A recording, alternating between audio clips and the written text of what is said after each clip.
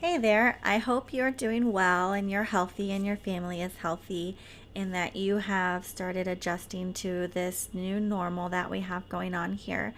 As you know, we are beginning to start instruction for IEP goals, and we recently started talking about introducing cane skills to your repertoire of independent travel tools and techniques.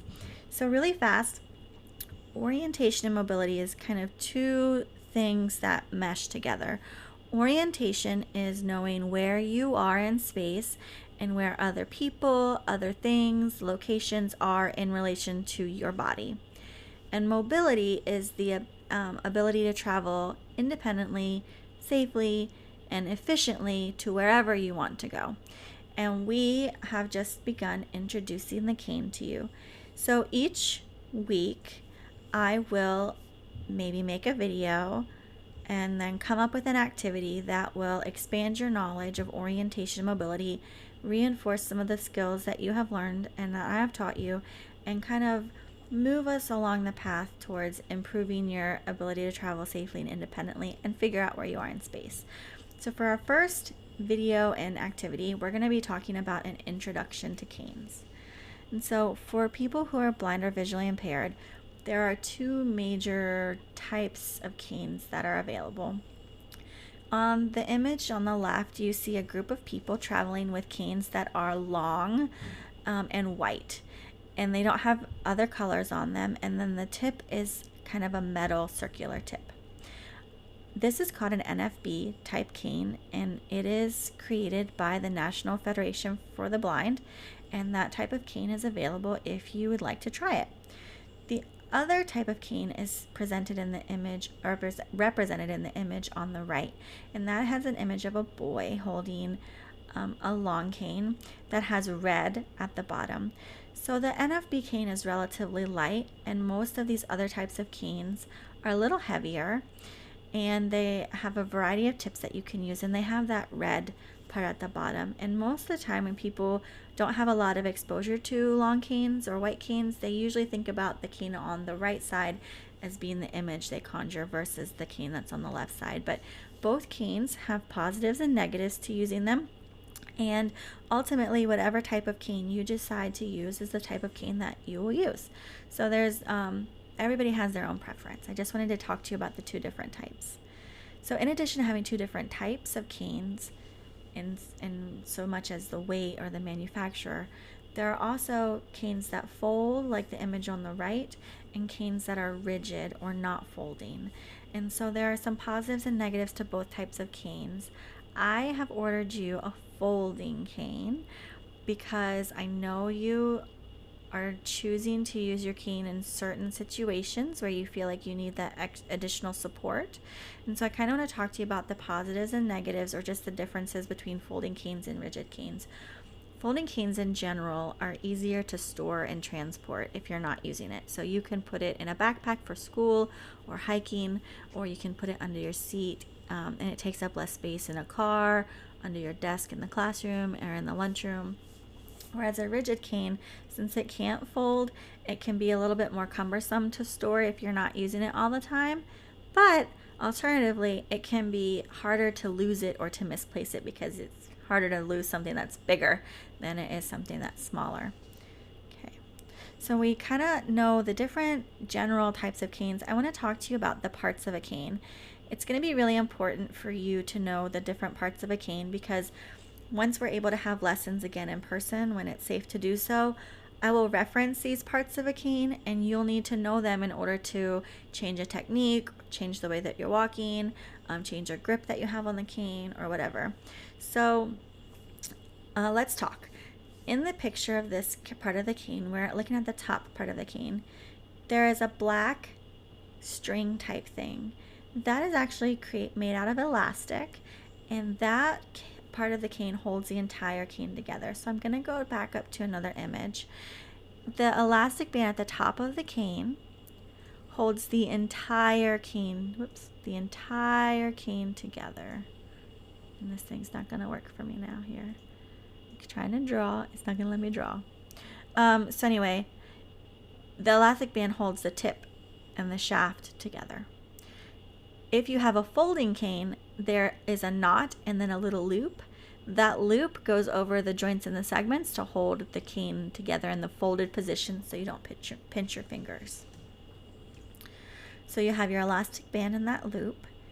The long black, it looks like tape part, is a rubberish type of grip.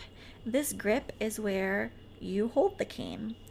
And as you're learning to travel with a cane, we might talk about changing your grip or the way your hand is on the grip, or holding your hand on putting your hand on a different part of the grip depending on how you're walking or whatever strategy that you're using. So you have the loop or the elastic band and the grip. Then when your cane is put together, or if you have a rigid cane, the long part between the tip and the grip is called the shaft. Okay, so that shaft is the middle part of the grip. Folding canes still have a shaft, but we don't really call it the shaft until it's put together. And then at the bottom of the cane, you have the tip. So going forward a little bit, we have a marshmallow tip. This particular tip is a ball tip. We talked about having a metal tip on the NFB cane. There are so many different types of cane tips available. And once we're able to have a lesson in person, we'll explore the different types and what those feel like. In another video, maybe next week, we'll talk about the different types of cane tips and when you might choose to use a different type of cane tip. Just for this part right now, I want you to know the tip is the part of the cane that touches the floor. And there are all kinds of different types of tips that have a lot of different uses. And then we've talked about a lot of different parts. There are a couple more parts that are extremely important. And those parts on folding canes, oh, why is it not letting me do this? Let me do this. Nope, it's still just gonna hate me. I was drawing on it earlier. So when you have a folding cane, you have joints. Just like on your body, the parts of your body that bend are joints. So your finger has joints, your elbow is a joint, your knee is an example of a joint. A folding cane, where it bends, is a joint. So let's count the joints on this cane. 1, 2, 3, 4, 5. There are 5 joints on this cane. 5 parts where the cane bends. Okay? Then after you have taken your cane apart, you have segments. Thinking about a line segment from geometry or math class.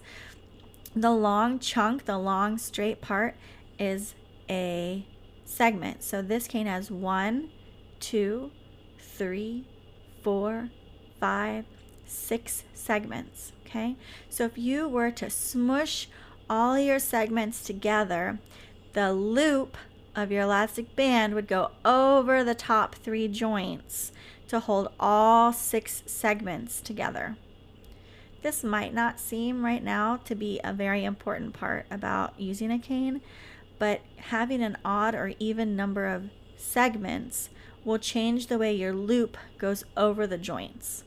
And so we'll talk about that in another video, but it's important to know, especially later on when you're buying your own cane as an adult, you need to know how many segments you want your cane to have. And so this isn't always something that comes naturally to people, and so I try to make sure I'm always teaching my students the joints and the segments for their cane. So let's just quickly review the parts of a cane. The tip is the bottom part of the cane that touches the floor.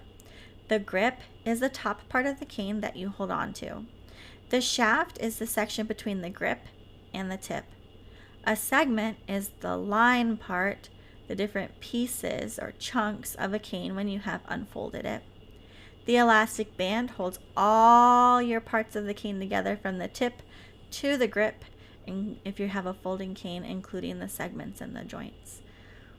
And the joints are the bendy parts of the cane where you can bend. It's important to note, by the way, when you do get your cane in the mail, be cautious, because the elastic band does hold everything together, and it is easy to pinch your finger inside where the two segments of the cane go together at the joint.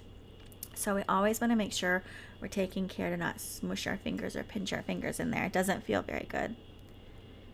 So earlier I talked about how I would be sending you videos to expand your knowledge, and then after you do the video, I would send some sort of activity that you can do to help reinforce that content.